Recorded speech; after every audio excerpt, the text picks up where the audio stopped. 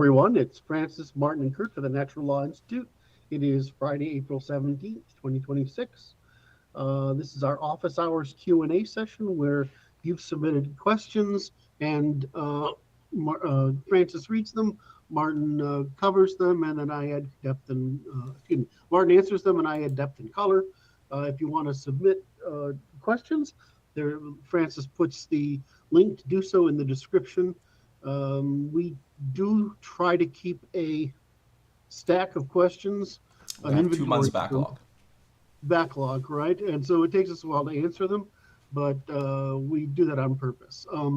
So in any event, please put your questions in. We are I can't remember where we are now.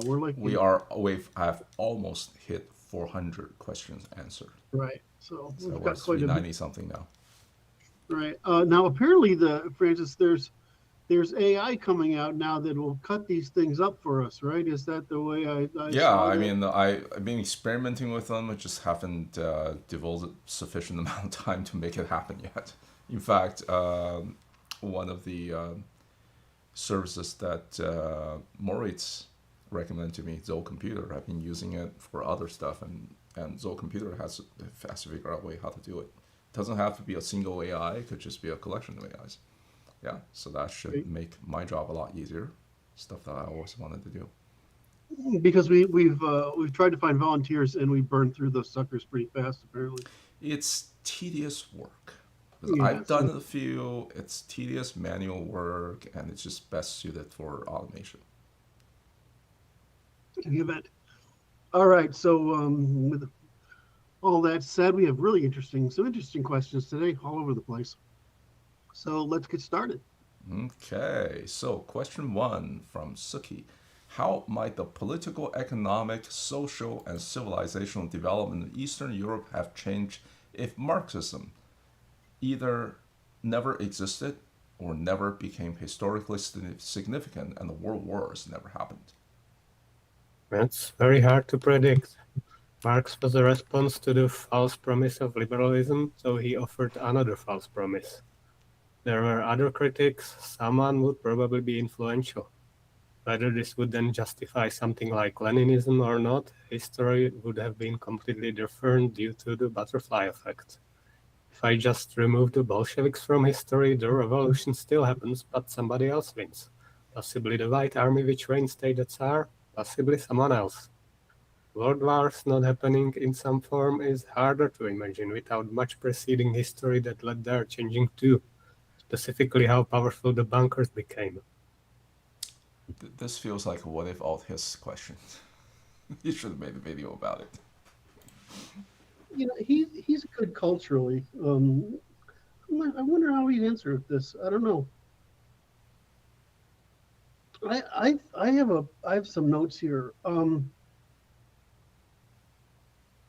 So you know the way that modernity, whatever we want to call it, it sort of starts at the Atlantic and moves eastward, right?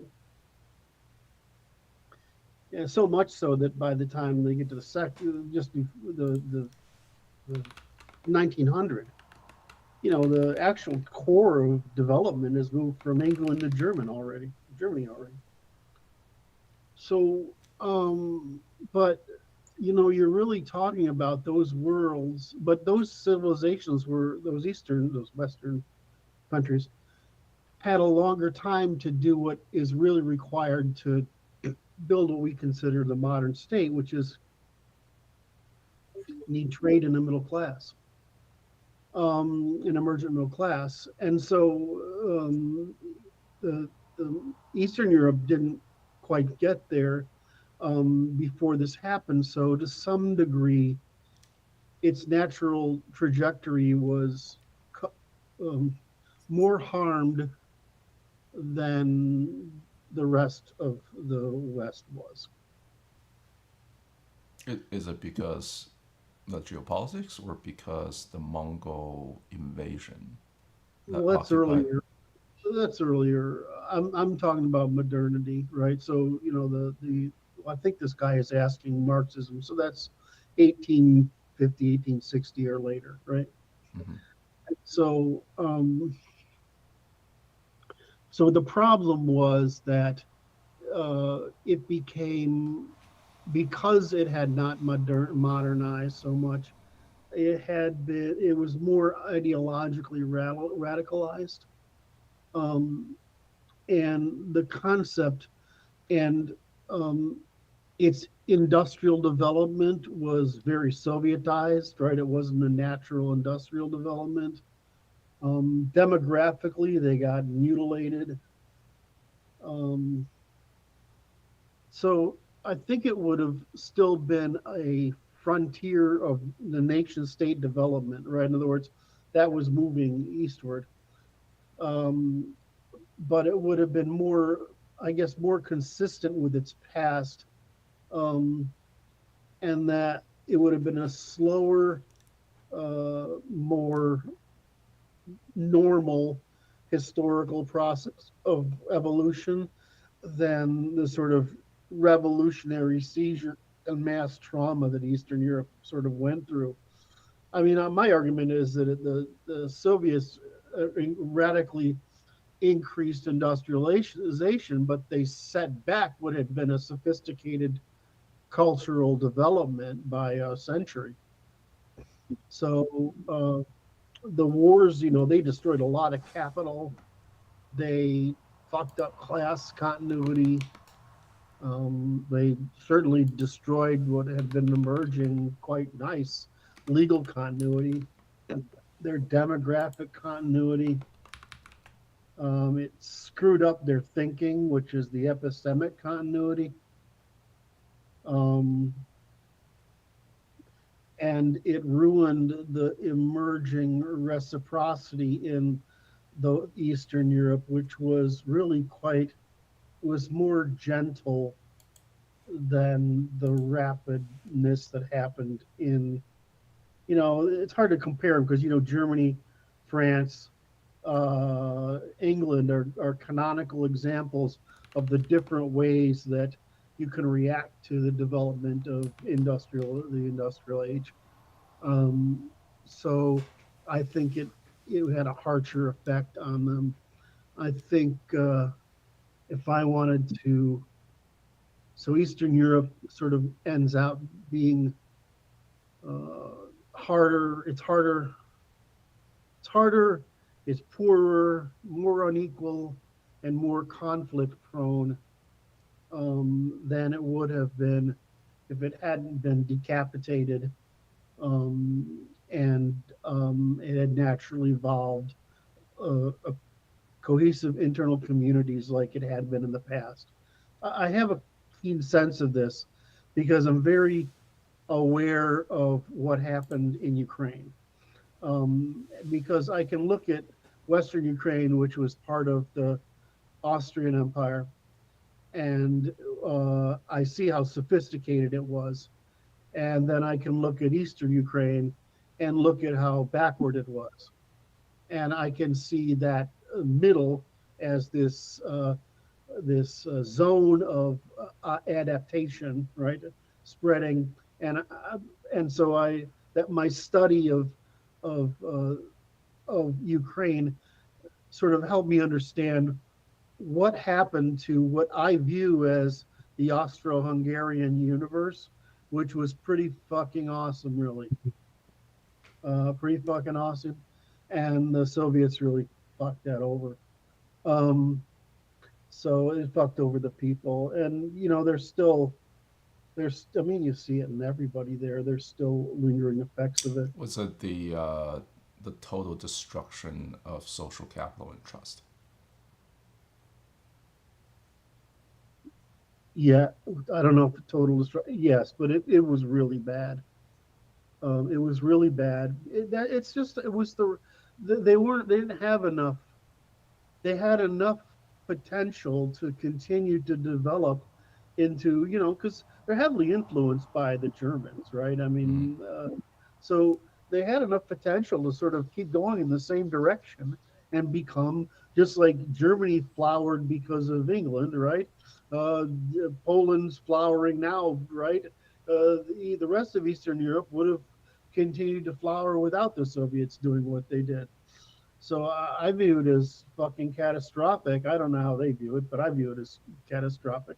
But So speaking of trust, what I see today is that Slavs have exactly the amount of trust to their elites that they deserve, where Westerners have far too much. that's great. I love you. That was brilliant. Um, so here's how I said it somewhere else. I said, I think there would have been fewer lies, fewer dead, fewer uprooted people, fewer fictitious economies, and a much greater probability that Eastern Europe develops as a family of historically legible nations rather than a laboratory of 20th century ideological violence. I don't know what that's how I said it before. So I I don't know how y'all look at it, Martin, from Eastern Europe, but for me, it's a tragedy. I Of see a course it is. tragedy. My understanding about Russia is that the Tsar, being German, wasn't exactly in love with Russia, and that there was the sort of looting going on even before the revolution, which is Yeah. why Tsar wasn't popular and most people didn't oppose the revolution. hmm so I think I've communicated my thoughts and my sentiments about it. I find it the Slavic cultures are fascinating, and I view it because I actually think the people are beautiful. I mean, literally beautiful, and that well, I mean, even you, Martin, you're you know, but the reason the reason is that whereas in that area what we call Eastern Europe, that's those people, the Slavic people, were in isolate for a long time, right? So we had the migration eras, right in Europe, and then we had especially the Germanic expansion in Europe, and this created a lot of uh, physical difference between the three poles, the the hunter-gatherer Europeans, the agrarian Europeans, um, and the steppe Europeans, right? And so we got this mixture going on, but the Slavs are more homogenous, and so you get that wonderful body structure that's perfect for riding horses, um, and uh, and and then you get there's a slightly this is I think this is artificial, but there's a very slightly lower IQ, a couple of points, um, and otherwise, I think it's I think what you see is people who were cut off from their natural development by the second Mongol invasion, right? And and it I find it very hurtful. I think the problem is in the West is we don't study this. We don't study the Slavic history like we overly studied the French, for example, right? I don't know why we find the French so fucking interesting. They're assholes, right? Uh, um, you should study. We should study the Slavs. We should study the Greeks and Italians. We should study the Germanics, and we should study, of course, the Scandinavians who create the most high trust polity, and that would be great. But we have this weird fascination with French history just because people wrote a lot of shit, and I don't think there's anything to be learned there. Whereas if you go to like if you were to study Chinese history, Indian history, and then the Slavic, Germanic, Scandinavian, and etc. Excuse me, you got it wrong. The the Slavic, Mediterranean, it's actually the way Mediterranean, Slavic, Balto-Slavic, Germanic, Scandinavian. England's really a Scandinavian country, and then go run forward with that, you probably would get at least a better view of the world. Instead, we study too much French medieval history, and we study Middle Eastern history. They're the biggest fuck ups that ever lived in the world. I mean, you forgive the Africans. I mean, they're basically on a goddamn hostile island with monsters, monsters and diseases, right? But I mean, the Middle East is that's they, if you could do something fucked up and wrong, they did it. So so I don't understand why we study what we have studied instead of studying what we can learn from, especially Chinese. I learned so much studying China. It was amazing.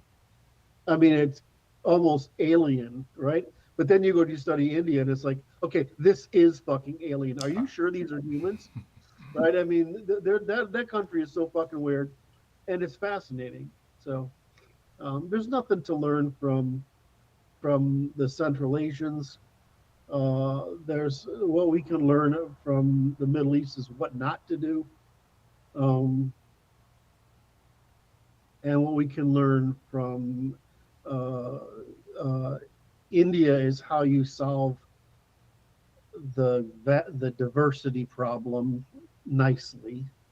It didn't work. Didn't it work?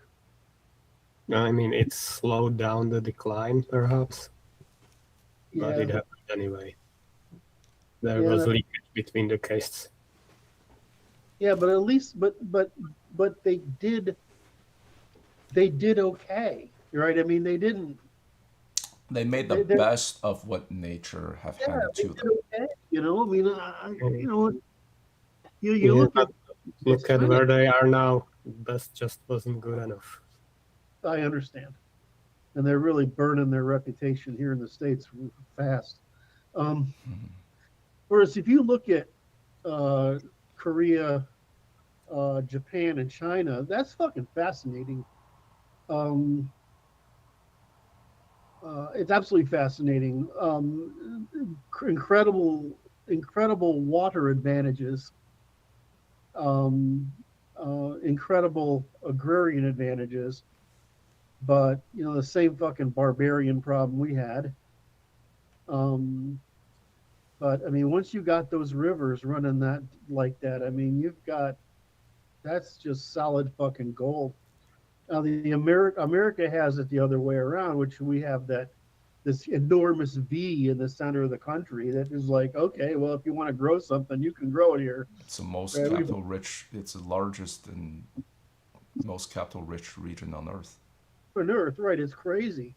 So I mean, but if you haven't got that, I mean, it's the north south thing is particularly useful.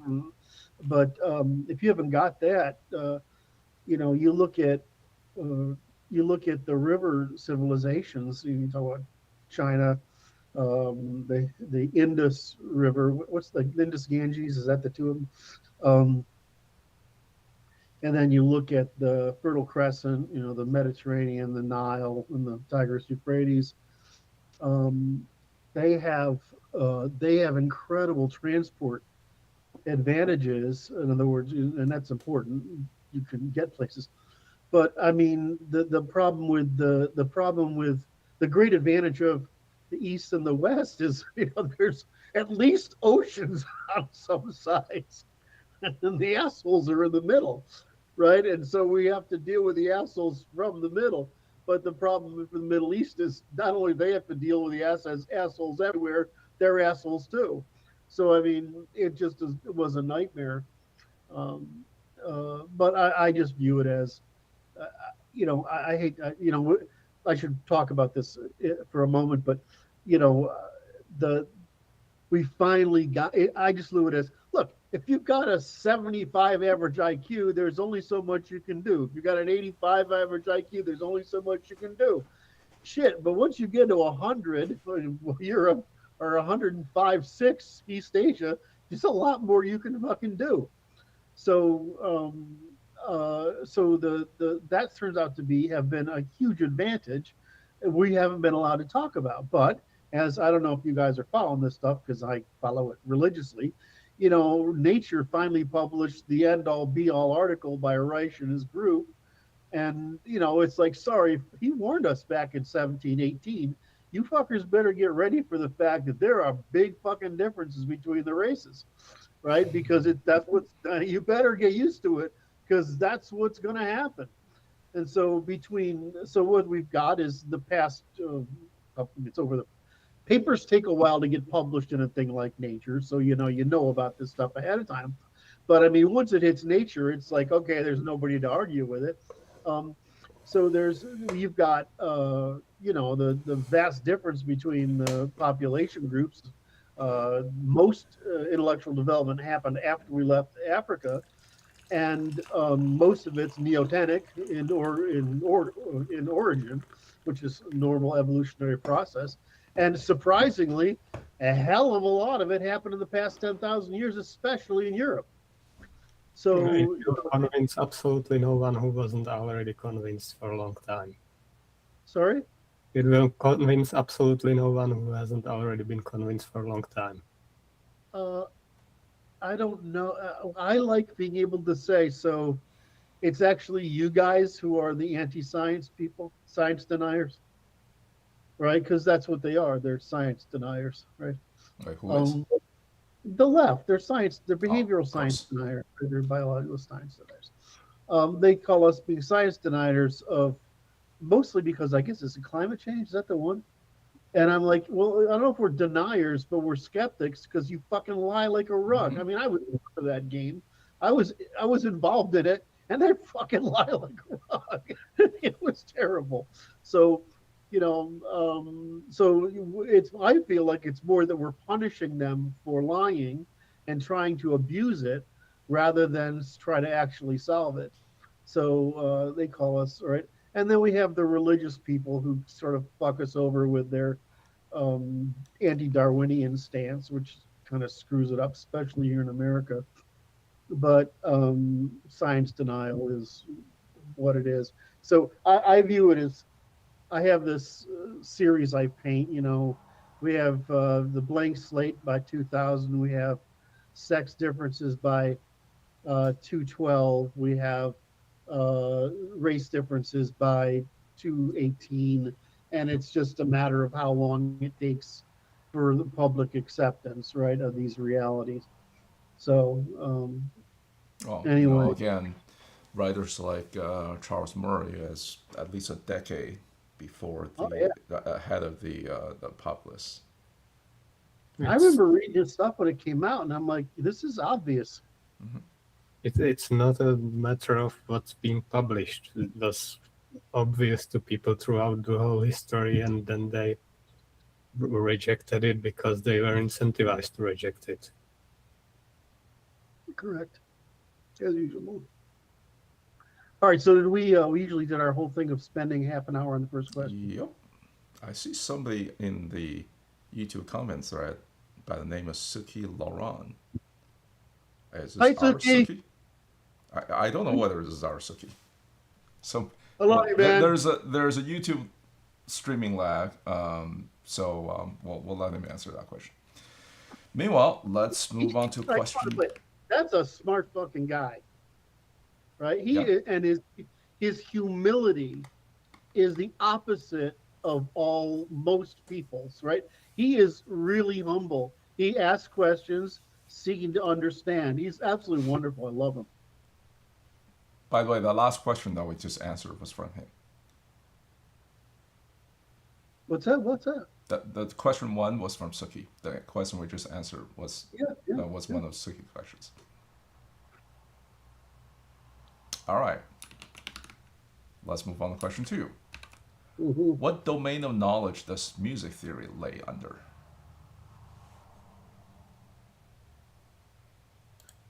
This is one of those debated questions. I love this question.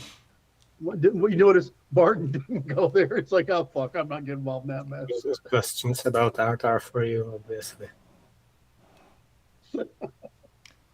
Okay, so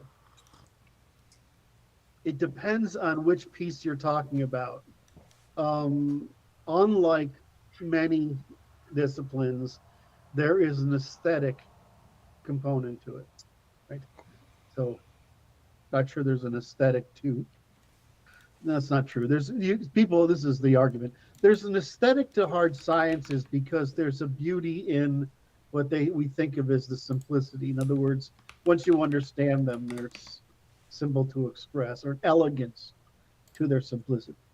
Um, but so there's a branch of music that is, or an aspect of music that includes the aesthetics. So it's one of those things. It's like a cube. Which side of the cube you want to study, right? So the second thing is the grammar and structural organization of music, right? So that is part of linguistics, right? You would consider it part of linguistics. It's tonal rather than it's tonal, right? It's like so you consider it part of linguistics. Sort of like how we merge linguistics and aesthetics with poetry. So there's a formal grammar of it, but the third dimension is there's also it's also a system of measurement and rules, right? Um, so we sort of break it up into four categories, which is it's aesthetic, competition in the art. It's a composition, the arts. It's structure and grammar, which is a formal analytic discipline, and it's history. It's arts and culture. And what's the last one? There's another. I'm missing one. Cognitive science, right? There's the cognitive science aspect of it. So, it's this is a brilliant question because uh, it's actually one of the it's not a thing that can be analyzed by one dimension. It has to be analyzed by all four dimensions. So when I talk about art in general, I talk about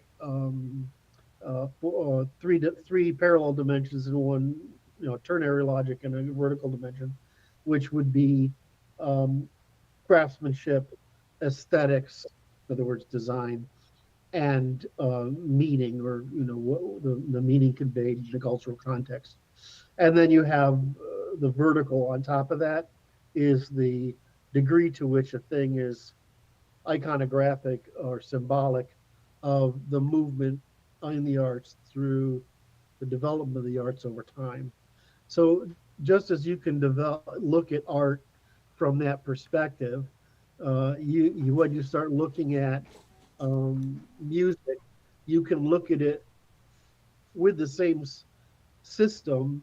You could call it craftsmanship, um, aesthetics, meaning, and excellence, right? You could look at it that way. So you can actually categorize it as an art, but in the sense of, unlike, let's say, painting, all right, there's a mathematical rigor to what happens in music that is not there in other places as harmonics. So, so what knowledge does it? Music theory. What domain of knowledge does it? Technically, we put it in the humanities, mostly because it's the meaning it has to us is largely aesthetic and cultural. But within the humanities, we actually have, I guess linguistics falls there, right? We have the problem of linguistics and the problem of aesthetics. So yeah, it would be largely in the humanities. It's just subject to mathematical reduction in a way that most other um, uh, humanities are not. Let me introduce something here, because as soon as this topic came up, I thought of Michael Surrago's presentation in the first conference back almost 3 years ago now. about the taxonomy of studies. So he introduces 6 axes when evaluating any subject: the cost to hold state, cost to change state, cost to acquire information, cost to add axioms or dimensions, Yeah. number of agents, and predictive inaccuracy. Yes. So, do you think we can use this framework, put music to test here? I don't know if I could do it without Michael here. Yeah, I was looking at his presentation. I'm trying to piece this together myself. And I think this is Well, this is as probably you're worth. going through, I would say, yeah, but I don't think I can synthesize a narrative off the top of my head. I'm surprised we haven't. The problem with not Michael lives like in Hawaii, right? Mhm. Or where does he live? Yeah, he's So like his 4 hours or something behind us. so his time zone is prohibitive for participating in our management meetings or staff meetings. And so we don't get to include his ideas like we would want to. Like that's that theoretical construct he's using. That's actually important. Absolutely. And This is, I think, is on the same order of magnitude as the original periodic table of elements. yeah, I think it's profound. So um, we should get that. And unfortunately, we're not giving him enough love. Um, to Well, me, I you really just like need to this. I move back to consider the him continental U.S. well. You just need to move back into the continental U.S. It's hard to get a guy to leave Hawaii. Um, but Bryan did, didn't he? He came back from Hawaii, didn't Hmm. he? I mean, Hawaii is overrated, right? I mean, the place that they both live is one giant slow-moving volcano. And once you're out of the glamour of Maui or whatever, it's surprisingly expensive and not so great, shall I say, Yeah. place to live. Yeah. Yeah. All right. So we really need to get Michael's because I think that's probably there's somewhere I think he's above the ternary logic somehow. In other words, the Mm. ternary logic is the causal axis we're trying to maintain coherence with. But I think what he's done is he's got the methodological means of decomposition correct. So this is why I like Michael's because he's like a real theorist, right? We can talk about this level of things, and it's and he's quite insightful. Plus, he's funny as hell, Oh um, yes. and he's a great presenter. Just note to the audience, if you guys are hearing this, go to the YouTube channel and look for Michael's presentation from the fall 2023 convention, and I promise you, you'll love it.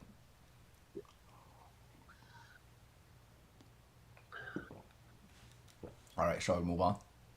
Yep. Did I just lose my place? Sorry, guys, 1 sec. Okay. Question number 3. Curt talked before in a chat with Brad about what it takes cognitively to run large businesses of different scales, i.e., solving numerous problems affecting the course of business.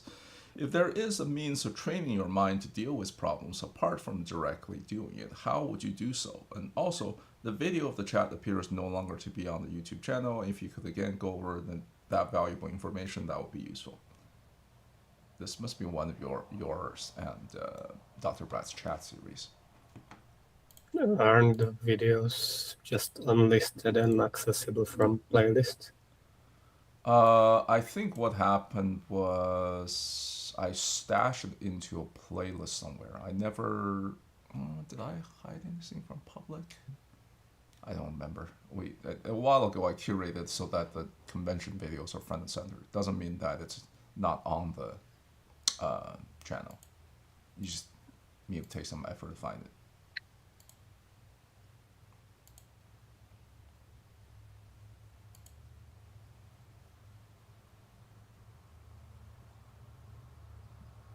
This is actually a profoundly hard question.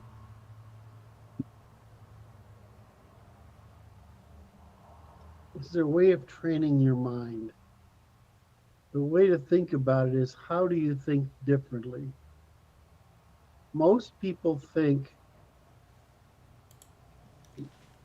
in self-utility and in morality.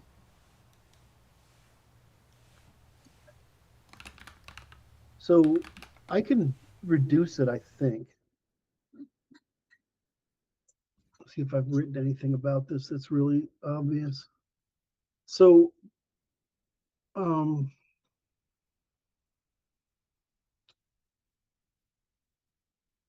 first thing is, it's not a skill, it's a set of skills. It's can you train your mind to run a big business? Yeah, I mean it's what they try to do in MBA school. They don't do it that well, but they try to do it in MBA school. I think they try to make it too much about measurement and not enough about understanding. So the parallel I would draw is that you can study macroeconomics and still not understand it. In other words, you can see it and you can hear this when an economist is talking. If is he talking about mathematics or curves, or is he talking about the operations that are going on, human action that's going on, the incentives that are going on? If he's talking about, well, it causes the demand curve, he doesn't know what the fuck he's talking about. It's just another form of mathiness. Right, it's just mathiness. So if you want to, despite his great failure during the run up to the 2008 crash, who was our who was the Paul Krugman, no Krugman, the Larry Summers. well, the other one. Shit, I can't believe What's he it's not famous coming. for? Well, he was uh,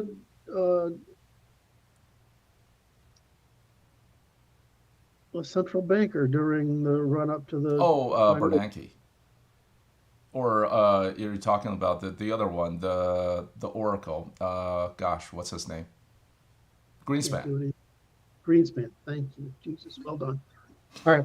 So if you study Greenspan, what he did is he learned about economics by studying the cotton industry right down to who's fucking picking the cotton. Mm-hmm. Right. Right. And so when you understand a hierarchy like that, an industry is a hierarchy, you actually get the operational means Yeah, by which this thing works. he actually Right. understood the causal relationship, how it works. Right.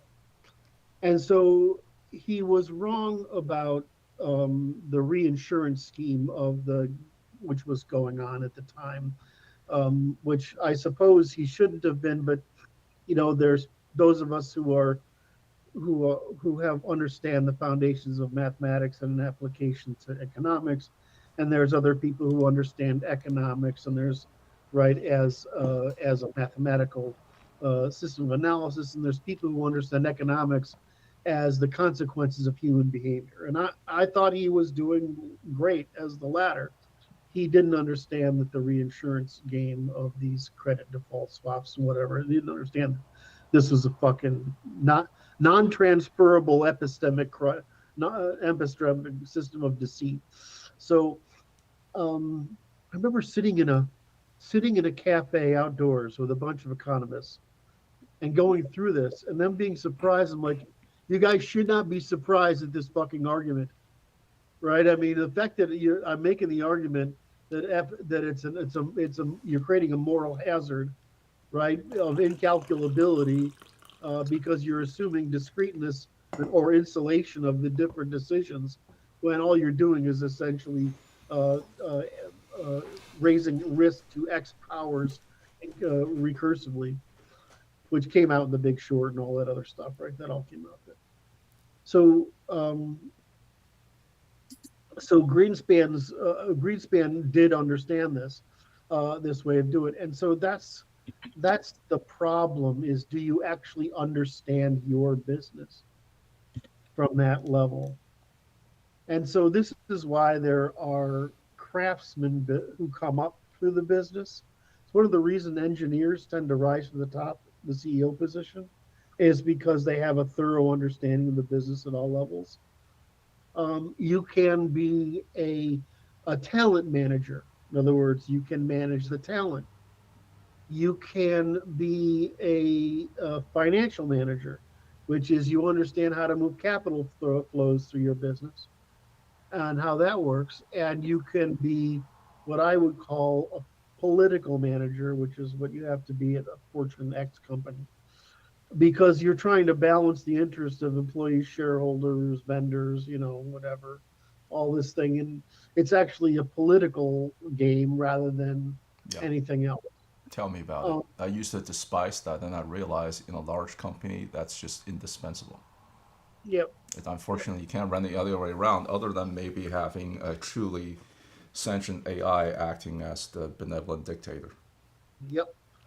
It's because you have to preserve all those alliances, Hmm. right? Because what's a company? It's a network of incentives and alliances, right? And given that your top 10% of people are basically 99% of your value, you have to maintain those people especially, and those people have to maintain everybody else. So it's this hierarchy of incentives, loyalty, and understanding, etc., and value. So so anyway, so what do you need to know? My argument that I've just been making is you need to actually understand the business. You just said the people, the incentives, what information is being processed by who, how fast things work, what's the time frame, what's the capital you need, what's the processes you follow, who's going to be liable, and who's the trade-offs. So I think uh, the the the second thing you have to do once you have that basic knowledge, you need knowledge of the business. I'll give the remind me to tell the sneaker store analogy in a minute, and I'll bring that up. Um, uh, and the second thing is you have to be able to, under duress, choose priorities because there is only fixed capital, fixed time, fixed information, whatever. There's only so much to work with. So you have to be able to make decisions under duress, right? Under time pressure. In my business, I build consulting companies where you have a very short window of visibility into the future. You have to be incredibly rigorous with your management. If you got a company that has got the network effect, Microsoft, Google, right? Hmm. You don't have to be as disciplined because it's going to take you 10 years to run down your network effect, right? But even then, you start to notice. I think it's because I've been in both such companies, Yep.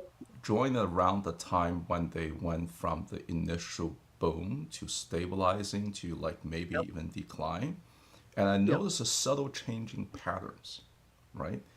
And it's Yep. when things like budgeting and especially in terms of headcount accounting starts to become Yep. more important and then manager starts to play accounting games. And it's when you notice, okay, there's a subtle change, there's a subtle sea change. Went from we are just printing money left and right, go spend. There's no, like, you can't possibly spend everything to now we actually get to do a bit penny pinching. And in large organizations, and maybe it's just in any organizations, the it's actually not so much a dollar figure, but in terms of headcounts. So Yes. I had the unfortunate pleasure of getting dragged into a bunch of headcount accounting businesses in the last several weeks, where we basically penny pinching on like the 10% of this dev is allocated to this program and not another one, and try to justify that to the VP and so on. Mm-hmm. And it's hard. So uh, I just thought I it was a stupid game, unfortunately, but I guess that's how the organization, large organizations are run. well, I mean, the problem is you don't the management as you go up the levels, the management don't have enough. They have no knowledge by which to make those Right. decisions, and they tend to make them poorly, right?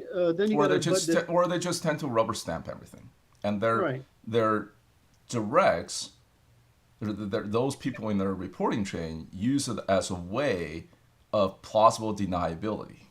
Yep. Yep. Yep. A So lot of what I heard there was also a justification for monarchy.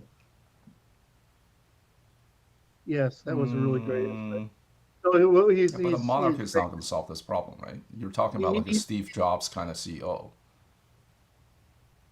no, and he's the only just saying that the same thing happens. If you build a bureaucracy in government, you get the same problem. Therefore, you sure. need a monarchy to be able to throw the bums out. The difference is you can throw the bums out in a monarchy because you have a captured market, right? Whereas you can't throw the bums out in a lot of corporations because you don't have a captured market. I mean, Google does certainly, but Microsoft does to some Well, degree. I mean, you kind of can. A well, although the CEO also has to report to the board, but the CEO has a lot of powers. I mean, if a CEO cannot make hiring and firing decisions, that's not a CEO. That's just somebody's whipping boy. I rarely, I don't hire. I acquire, but I don't hire or fire. I don't fire because I do it badly.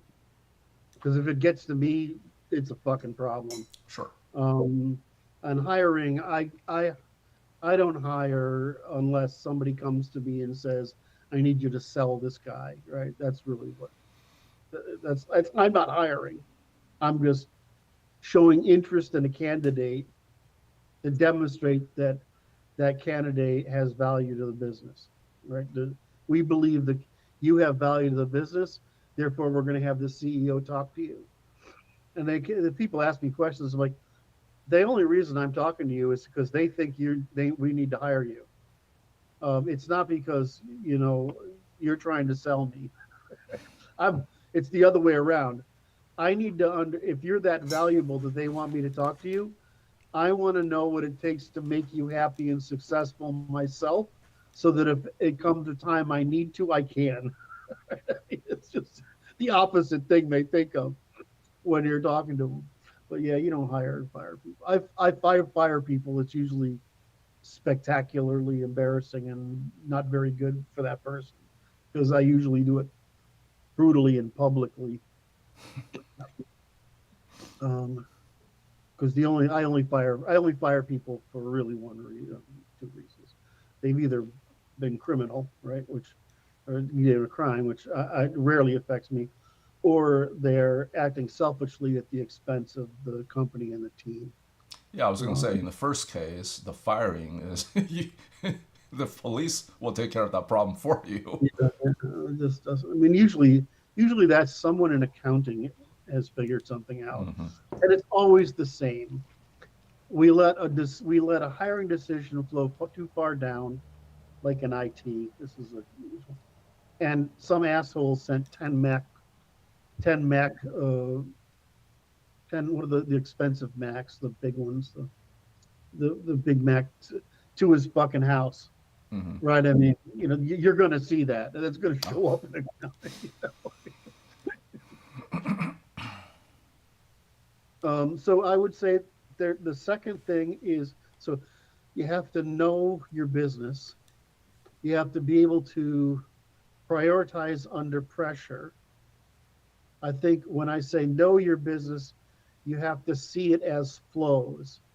There's a tendency of to think we do it this way rather than we're here, we're going there, and there's a flow of information through these different parts of the company on the way to get there, and you have to look at that flow of information on one hand, group development on the other. And so it's more like, raising plants. I have to make sure that this gets a little water, this gets a little something else. Um, and I think the hard part for most people is you will have crises and you cannot get stupid because of a crisis. And I think that if you cannot regulate your emotions and maintain your capacity to think clearly during those periods and make very hard decisions, that you're not going to do it. There are other issues that I think are important. That the most common issue I see is uh, focusing internal, getting enough success that you can grow, and then focusing internally instead of focusing externally. In other words, taking your eye off the customer and client and production in order to build your internal team. Common problem. Another one is the executive team is so built on being the center of attention that they can't they don't have enough free capital, or they've taken too much of the business, or they are not good enough. They're not A's themselves. They're B's or C's, and they can't hire the kind of people to get them to the next level. Um, you have to have a lot of money to do that if you're not very good. So I'm trying to think if there's anything else here. Those are the main constraints. I'll write something up about this because it's a really great question. But can you? I would go. You need to actually understand the business of the sneaker thing. So the sneaker thing is this: is I talked to this guy who was just an ordinary guy, but he worked at selling sneakers in a mall, right? And he's like, he sells so many sneakers compared to anybody else. It's crazy. Well, why? Well, he didn't just show up today and like start, helping customers. He so shows up and he says, I have to learn everything about every sneaker we have in this fucking business. It's like, right? He learns everything about them, where they're made, how they're made, what they're made of, what's the differences between them, what the company claims versus what's real, the whole thing. And so what he does is he's basically transferring. He has something to talk to the customer about, and he has something to sell the customer on, right? And he's created the air of competency to remove doubt on the behavior of the customer. So he sells tons of fucking sneakers. And the other thing is, of course, he likes talking to people, right? Well, in a sense, So you create a type of information asymmetry. correct, which is the issue. Right? You've got to create. You can't be the guy doing the numbers unless you actually know what those numbers mean. Mm.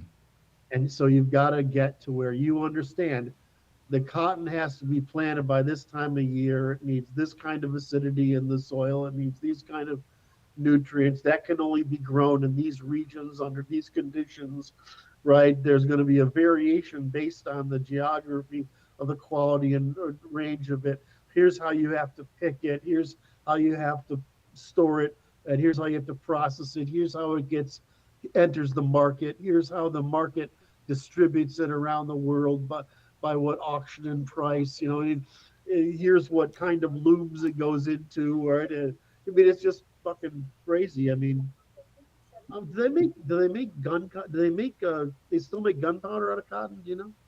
Yeah, nitrocellulose. It's basically cotton. I guess it's surprisingly similar to how they used to make it, smoked like gunpowder, except just in the industrial process. Still the same stuff, right? Nitrocellulose and sometimes double base that add a bit of nitroglycerin. Yeah, yeah. So the real answer is that you should be getting this is it's actually you need to understand the business deeply, and moreover understand how everything moves through it: information, people, sales, production, distribution. What do you need to understand the mechanics of it, because that's how you make decisions. If you don't, you're going to make numerical decisions. If you can't make numerical decisions, you're going to make people decisions. You're not going to fucking go anywhere. A big business is basically trade-offs. It's a market. It's a market for the use of capital in order to keep the community alive. And you're trying to figure out how to allocate resources in that market, so that you have both present sustainability and future growth. I mean, it's just a marketplace. I But can't. if you're allocating from the top, that's sent to planning. Well, because you're handling exceptions at the top. It's that grid, right? What's urgent and important? If I have to deal with it, I failed, right? What's important and not urgent, that's what I should be working on as CEO. If it's urgent and important, that should be the things that people who work for you are doing somewhere, right? Hmm. There's there's not urgent and not important, which you don't want anybody to work on, right? Um, and what's the other ones? Urgent and important, not Urgent and urgent. non-important. Yeah, urgent and not important, which is like, why are you talking about this? Um, we'll just absorb. We'll just take the hit. So it's always that set of decisions you're making, but you essentially need a model of the business in your head. I can't remember he got in trouble, but there's a guy working for Toyota for a while. I think it was Toyota. No, probably not. Doesn't Toyota's ring too a bell. well run. What? How did he get into trouble? Mitsubishi. Um, I think he made a couple of bad decisions.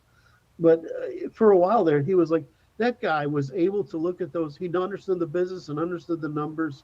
And he was able to manage an incredible scale of organization because of his mastery of the business and the numbers.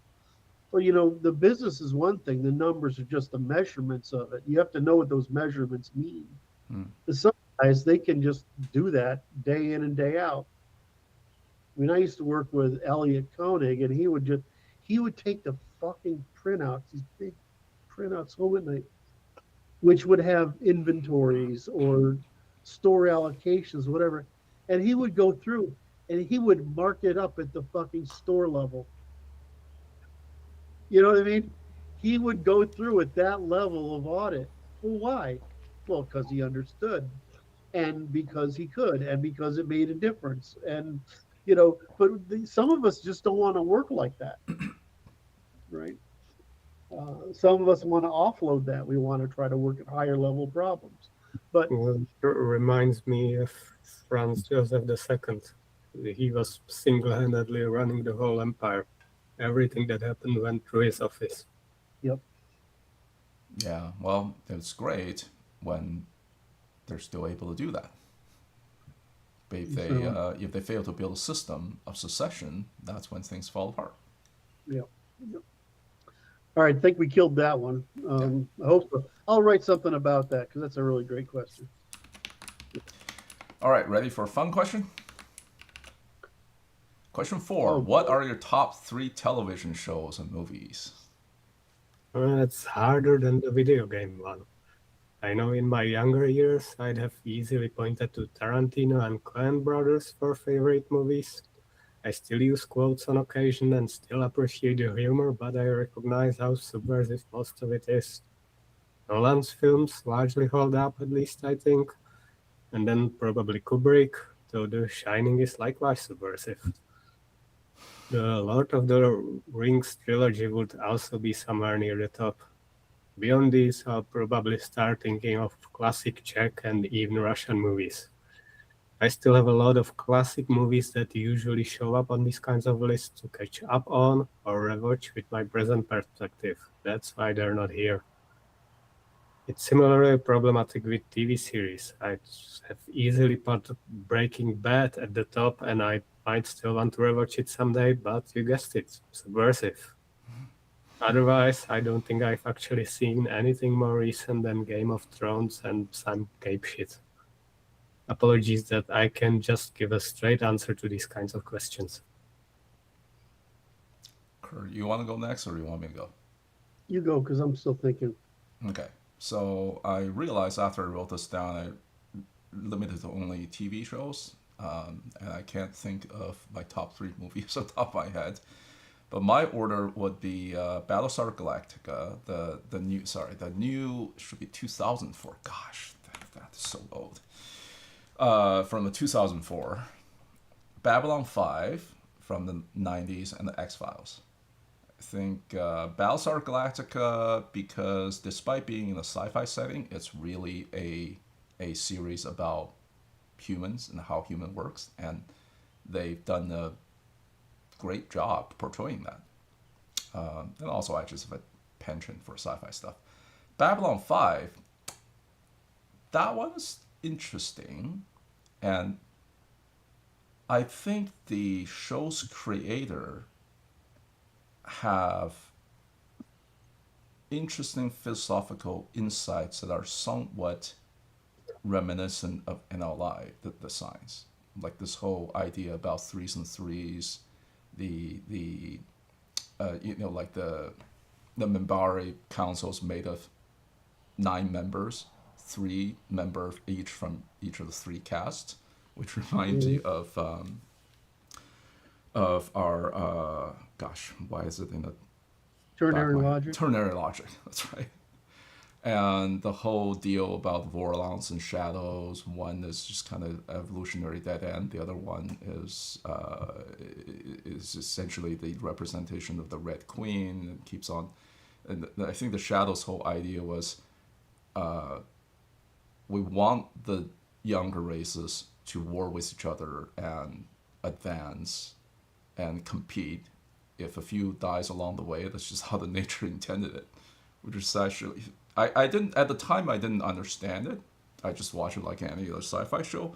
But in hindsight, it's got a lot of deeper philosophical meaning behind it. And then it's just the X Files. Good show. Good show.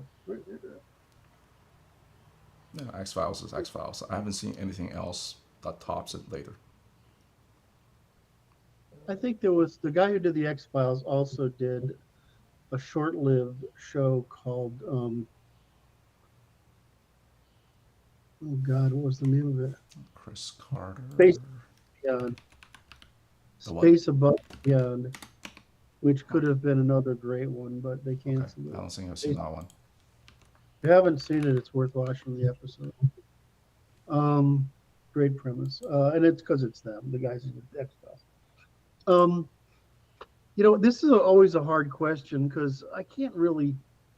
I can say things affected me a lot, right? So um, there are movies that affected me a great deal. Are there movies I like or shows I like a lot? I like what's called progressive music, for example, progressive rock, which is really um, rock and roll, but using derivatives of classical music. In other words, it's people with classical training producing rock and roll, right? So I like that chain, and it ends up through progressive rock through the '70s and moves into indie, and then it gets into grunge, post grunge, and we end up with Tool right at the other end. So I tend to like um, an informational density, right, is what resonates with me. So if I were to go to uh, movies, I have only one, and that's Blade Runner, because the informational density and the consequence of that movie Yeah, is and the foundational. philosophical underpinning. Which one? I was Blade Runner. fucking stunned when I walked out of that movie. I was stunned by one other movie, which was the smell of napalm in the morning. What was that? Apocalypse Now. Now. I was stunned by that movie as well. I haven't been stunned very often, but I would say that I don't know if I have any other. I have, you know, a bunch of movies that I like. They're usually in the sci-fi or horror sort of sci-fi horror sort of range because they're idea movies, right? That's what you use sci-fi for, is Yeah, ideas. And I tend to like sci-fi series, right? I mean, the original Star Trek, it was written largely by different authors who were contributing back when you could do that, contributing to it, and they were using classical ideas or whatever. They eventually degraded into contemporary ideas, right? And so that was good. I'm with you on Battlestar Galactica totally. I think that was fucking genius all the way through. I think Um, Starbuck, the actress, actually lives somewhere around here. Because I have friends who she's apparently into like motorcycle, the ride motorcycle rides and so on. And I have friends who have been in the same ride group as she did. I thought she went back to Victoria, Canada, but I'm not sure. Maybe. Um, Or Canada, we say that like Canada's some distant country, but you can It's like overthrow a rock. it's like two Here. hours drive from here. Right. It's like one of the nearest cities, right? Yeah, it's not like it's because they call it the San Francisco, Seattle, and what's the city up there? Canada, San Victoria Francisco, or Victoria Island, but Vancouver. it's Vancouver. This the San Francisco, Seattle, Portland, Seattle, Victoria axis. Not Victoria. What did they use? Vancouver Vancouver. axis. It's because we're part of Ecotopia, is the way they sort of categorize this strip of green along the west coast. But I thought she was up there. I have an old girlfriend up there somewhere still. Um, she's a hot shit though. She's still funny. She's currently doing a series where she and her husband, because she did get married finally, she and her husband watch the series and comment on it. Because the truth is, she's never watched it. Oh, She's never seriously? seen it. She's never seen it, and so Well, they're I watching guess. it. I would say that is a good one. But if you were gonna say what are my top three, I don't know if I could do that. I mean, 2001, I watched that young, the year it came out. I think it was 69 or something like that. And my one of my best friends' father owned the local movie theater, and so we went. I mean, we got to sit in the projection room for a little bit, and then go sit in the audience. And I was like pretty fucking blown away by that movie. Um, but that's not to say I would watch it 1,000 times. I can watch Blade Runner like pretty regularly. Um, but any idea movie I can watch regularly. So I have a thing. I don't. And let's not go sideways. Um, so I can't really tell you favorites. It's more of I have a class of movies that are idea movies, and they're fairly well executed. I'm somewhat sensitive to directors, common mistakes directors make, and so that makes a little. I can tolerate and I actually enjoy B movies. I love B movies, but that's because they're produced as mythos or comic books, something like that. They're not trying to be something they're not, right? So I can do B movies, but when it comes to high concept movies, I think they need to be done pretty well. I mean, what was the one Tom Cruise did a couple of years ago? Oblivion. That was pretty What? well done. That was pretty well done. Oblivion. He Oh didn't yeah, watch yeah, yeah, yes. it. Was one of them. He did. I don't watch this very often. What's the one where he did his, He did Oblivion. That's like the alien AI took over Earth one. Spoilers. Yep. Sorry, everyone. And he also did Live, Die, Fight Tomorrow or something. The Edge of Tomorrow, which Yep, is another with sci-fi. yeah. I mean, they were okay. I wouldn't say that they're on the same level as Blade Runner. Far No, from it's that. not that much that. I mean, you want to be on the level of Blade Runner. There's like Lawrence of Arabia, right? I mean, in 2001, and there's not a lot of movies like that. I mean, there's tons of movies I love, like Michael. What is it? It's the one that stars what's his name? It's the guy's Michael name. McConaughey, No. Interstellar. The title is the act is the character's name, and Being it's played John by George. Malkovich. No, who's the guy who used to play on the hospital show? He's married to Amidala, whatever her name is now. He's What's the usually movie wins about? Sexiest Man of the Year. He's a fixer lawyer, and he gets called to fix something, and they try to kill him, and it's a lot of good players in it. Or, The Big Short was a good movie. Or what's the one with that covers the Facebook debacle? Okay, I There's must not watched it. I just so those are many too good. recent. There's tons of good movies, but there aren't any that go this movie altered my life, right? And that would be Blade Runner. That really had an effect on me, profound effect on me. I probably otherwise, uh, yeah, I would just say that I can't really go for more than that. If I think about it, I'll put out there, but that's it. I mean, I watch a lot of movies. I mean, I see almost everything that's in the thriller, you know, history. You know, it's like Master and Commander. Or if you see that one, Oh yeah, that movie, that's a good one. that's fucking profound, right? Hmm. These movies are great, but they're not the kind of they're you enjoy them or you recognize them, you can learn from them, you emotionally resonate with them. But you know, things that I things that you walk away from stunned and that stick in your mind as an influence, that's just fairly rare.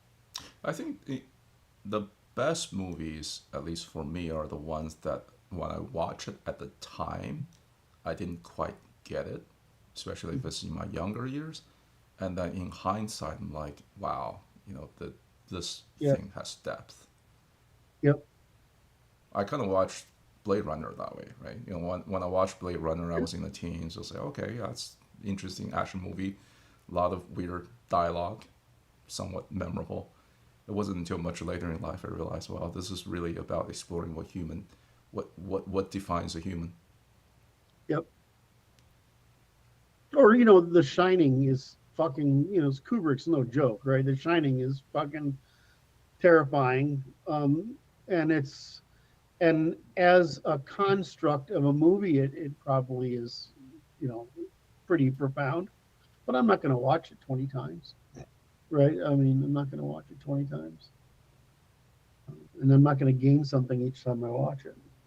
There's a point where I could probably recite most of the script. I mean, Alien is another good one. I probably would say I tend to watch that, rewatch that regularly. But that was I it was only watched the original Aliens maybe twice, but I did watch Aliens, the follow up, a lot yeah. more. I think it mattered because I, of course, I saw it when it came out, right? So that was, it was at the time that when that came out, it's sort of like going to see Star Wars the first time. Hmm. You take it for granted today, but if you were in the theater and that fucking ship came out from overhead, you were like knocked out of your seat. Everybody was. There was nobody that wasn't knocked out of your seat by that movie. I mean, it was unbelievable. So it's the same thing for this movie. You know, you see some of these things. You see Alien when it first came out. I mean, my girlfriend Chris, she left a fucking bruise on my arm from squeezing it so many times. Um, so that was I mean, it was on every level was revolutionary. Um, so it had huge effect. Um, I don't know. So I can't really go tell any more than that. But I would probably like the same shit you guys do. Same, you know, how do you argue with Tarantino? Jesus Christ, he's a fucking genius, right? I mean, he's a genius, and there's only one or two of his movies I don't like, but I don't watch them over and over again. He's got a lot of quotes in They're there. entertaining, and he took a lot of out of the like 1980s, 1970s Hong Kong like Yeah, what do you call it, kung fu movies. Yeah, you know obviously, the I have issues with the values of Inglorious Bastards and Django Unchained. Of course yeah, you do. of course you do.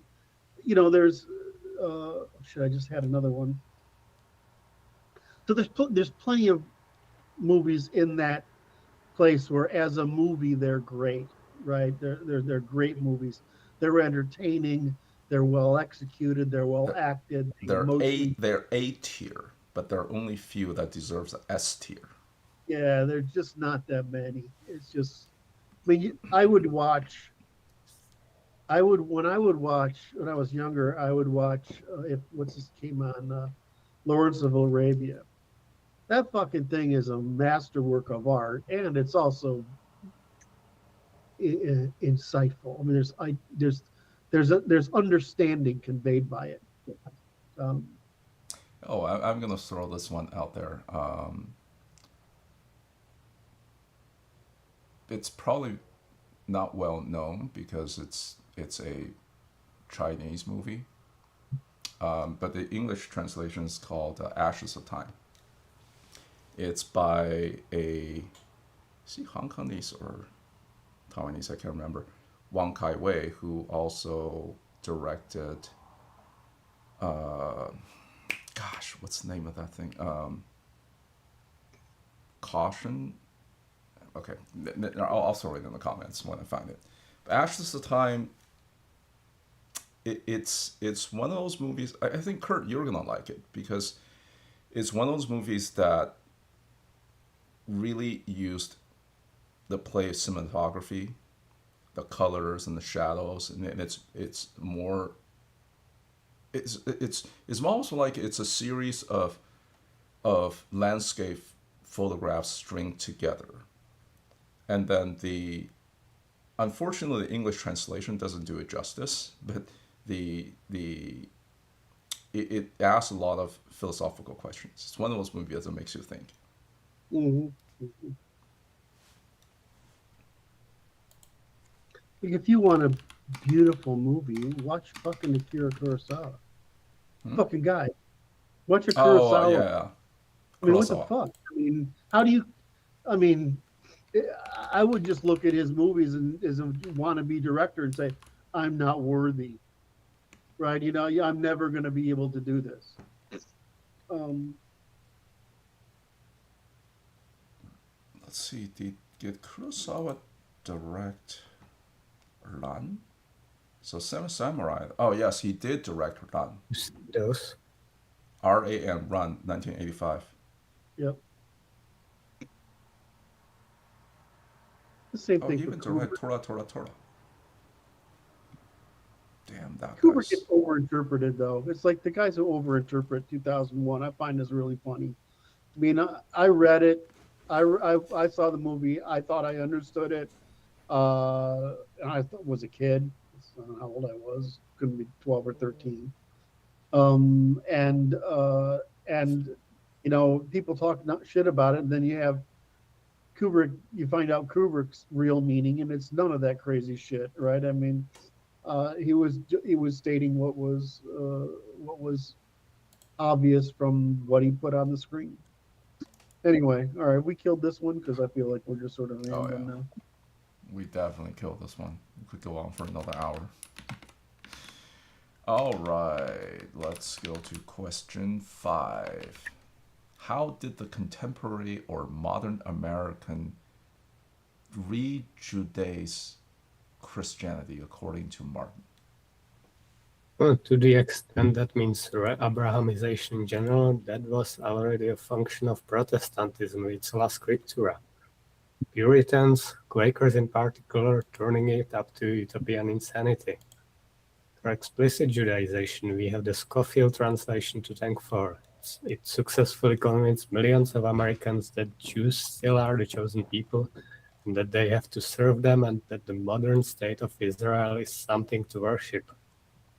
Perhaps worth mentioning is also that Americans have a Jewish mindset towards the rest of the world, see themselves as some sort of light upon the nations when they impose corrosive and oligarchy-empowering systems like liberalism, democracy, and free market capitalism on everyone, and then call everyone unthankful like it was some sort of great gift. They cry out in pain as they strike us.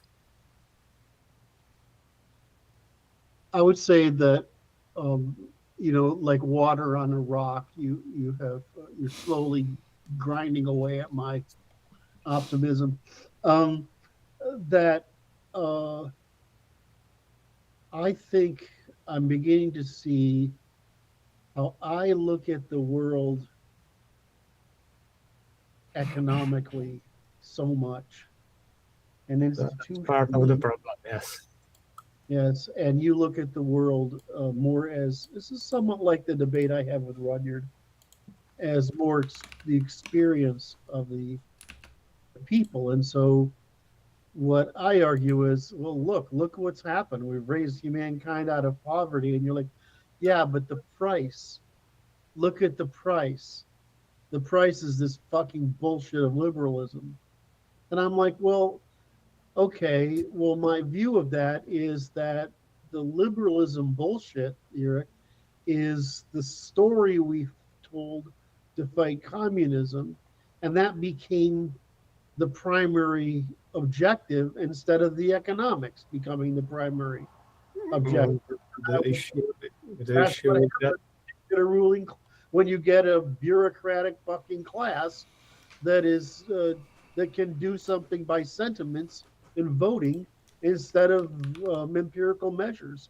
And it's basically that I agree with you. I think the problem is that I still look at it as a moral and heroic ambition, sort of like the English did with their colonies, and you look at it as an immoral one, and that's because I look at raising people out of poverty and the Pax Americana, and you look at the spread of this cancer, which is Jewish, right? Of this progressive liberalism fucking bullshit that rides on top of it. And I say, and my intuition is, well, that's your people's problem. Rise above it. And you're like, well, how the fuck can we when we're fucking saturated with it? It's not like I don't agree with you. It's that I think that your take is like Americans had some fucking immoral objective. They didn't. They had but we because of the same problem. It's always true of Western failure, is that our optimism is a bait for the immoral to walk into and spread their cancer by. And I but agree. everyone convinces himself that this objective is moral. That doesn't make it so. Say that again. Everyone convinces himself that his objectives are moral for his own self-image. It doesn't make it so. You mean it's pretty hard to argue raising people out of ignorance, error, poverty, suffering, child mortality, uh, disease, and suffering, and Not yeah, if I mean, it's kind of you hard to just, argue against that. not if you just turn them into dependents and increase their dysgenia. Well, but that's again that you're making your interpretation is always on the negative, and mine is always on the positive. But my argument is it's really hard to create the positive, and the local people, it's their fault if they tolerate the negative, and so you want to blame Americans for this, but the Americans don't have any.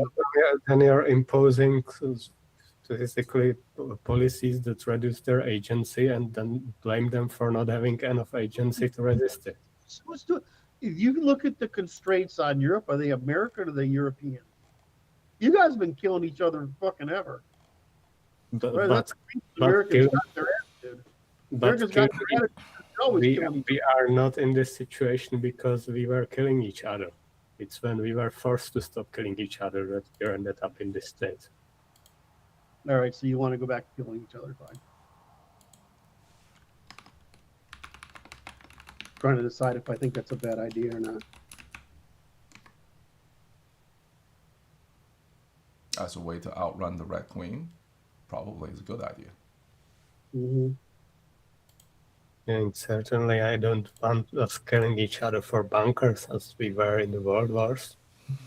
And we have to keep in mind outside threats first.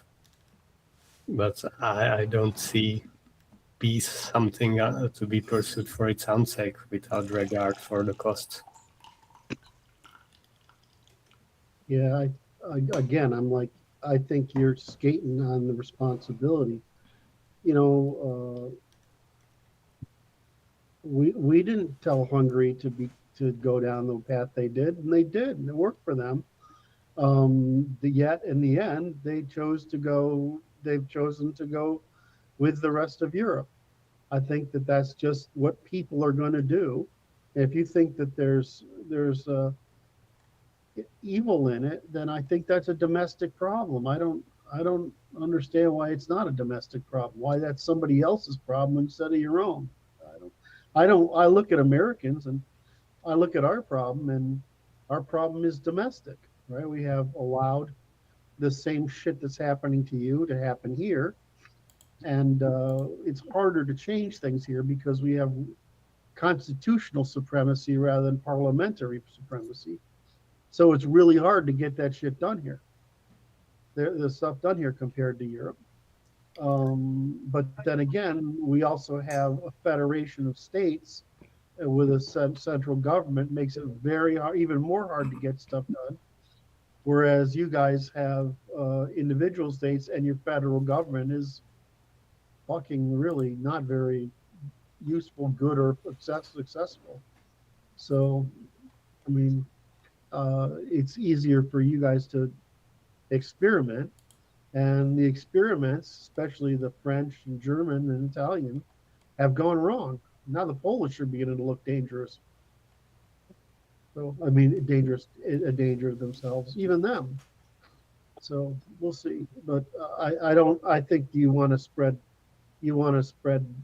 blame on others more than you want to spread blame on yourselves, and I think that's a normal issue. Okay. Before this conversation descends on a familiar path, I say we should move on. Well, the audience finds it fascinating, which it still surprises me. I don't know.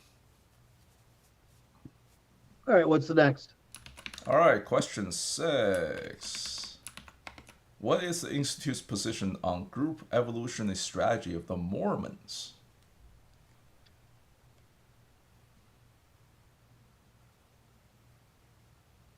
I wrote this last week because I thought this was an interesting question. Martin, why don't you go ahead? Shall I just read what you wrote? But I don't know. I don't know enough about it beyond the polygamy. In regards to that, I'd say if they are to coexist in a larger state with other populations, they have to absorb the costs and deal with them, not convert someone else's woman or have sexless men cause problems. Neither appears to be an issue they have today, certainly not more so than the larger, increasingly sexless society. Okay. Curt, let me read what you wrote, and then you can double click on anything. Sure. So Curt says Mormonism consists of a dense lay organization, mission, education, welfare, self-reliance, family centrality, and historical adaptation after conflict with the U.S. state. A simple version: A, the durability of cults is determined by the sunk cost investment of membership. If it's costly to join and participate, it is durable. And B, Mormonism, like Judaism, which it imitates, is costly. Why? Mormonism is a Covenant. covenantal, okay, I learned a new word, kin and cooperation machine. It survives because it does not ask merely for belief. It asks for labor, fertility, tithing, service, marriage, genealogy, mobility, obedience, and mutual aid. That's why it reproduces, and that is also why, when it must adapt, it adapts behavior at the margin in order to preserve the cooperative engine at the core. So it is a durable separatist strategy with high participatory costs, but high returns for paying them in psychological, social, and economic cohesion, neuroticism suppression. And therefore, Mormonism is best analyzed not first as a theology, but as a group strategy for high cooperative reproduction, expansion, and persistence under conditions of external competition. More, I've a working paper on the subject comparing it to so that part. And do you want me to read the rest of this? Let me see. Good might not Might hurt. as well. Formal religious leadership and initiatic warrior brotherhoods are sibling institutions that solve the same organizational problem by similar means. Initiation, hierarchy, costume, oath, discipline, symbolic death and rebirth, exclusion from ordinary life, and conversion of the person into an office-bearing instrument of the group. In that sense, the relation is not one of simple descent, but of recurring homology. In some cases, the two forms are even explicitly fused. Roman Catholicism, for example, developed monastic orders with vows of obedience, stability, and fidelity to the monastic life, and medieval Christendom also created overtly military religious orders such as Calatrava, in which knights and monks are formally combined under papal recognition. So the deepest frame is this. The warrior form disciplines men for violence, command, sacrifice, and solidarity. The priestly form disciplines specialists for ritual meditation, continuity, and legitimacy. The household congregational form disciplines ordinary families for reproduction, mutual aid, and norms transmission. The liberal form preserved fragments of prior discipline while relocating sovereignty into individual conscience and choice. It's basically saying it's a moral form of Judaism. Mormonism? Yeah. It's a European instantiation of Jewish separatism by Western moral ethics instead of Jewish parasitic ethics. I think you understand it that way. I don't know what the question. I forgot what the question was. What's the position? Institute's position on the group revolutionary strategy of the Mormons? I mean, it's a group strategy that's analyzable under the same methods we use to analyze every group strategy. Francis has just read it. But if you want to turn it into something that's easy to understand, it's a reformation of Jewish separatism, which was founded in upstate New York, where I'm from, in response to modernity, just like most fundamentalist movements were founded as a response to modernity. And the dissolution of community and family that happened under modernity. I mean, it was a great idea. The difference is it is productive in the Western sense, and they're pretty fucking amazing, really, instead of parasitic in the Semitic sense. So you have a moral version of Judaism, of Jewish group strategy, not of Judaism, but of Jewish Jewish separatist group strategy. And frankly, if you can put up with the funny underwear and the dogma and the nonsense, the people seem to be pretty happy most of the time. It's because all that social support is exactly what it takes to make humans happy. I mean, I prefer the military order, right? Because that's what culture I'm from. So I prefer the aristocratic military order with the usual priestly decoration around holidays and that kind of nonsense. But I get that they have built this, a society of priestly form, right? The same thing that is. Oh. Wait, is Curt frozen? Yes. Oh, I think his internet might have dropped.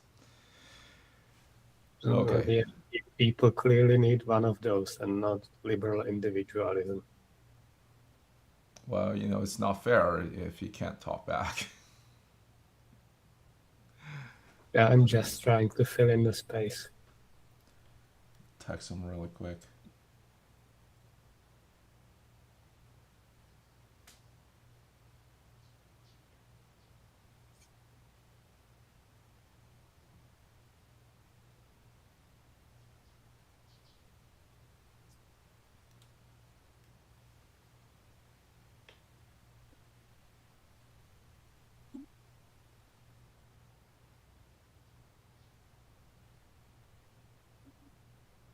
Oh, yeah. Okay. In any case, I guess that's it for today. No, is he not coming back? I don't know. Depends on whether his machine's booting because it ran out of memory or something, or he's got an internet outage. In any case, we're almost hitting the 9 o'clock hour anyway. And we got through 6 questions. Okay. Well, folks, sorry about that. Let's wrap up here. This is Francis, Martin, and Curt, or was Curt, office hours on Friday, April the 17th. And what else did Curt usually say? Ring bell, subscribe. That Yes. yes. That and the form to ask questions I embedded inside the video Description. description. I'm old enough to remember when it was called a doobly-doo. The what? It was just a YouTube meme. Oh, When okay. people didn't know what to call the blurb under the video and started calling it. Before my time, I guess. I should probably have it down to an art. They are older than me, too. All right. Thanks, everybody.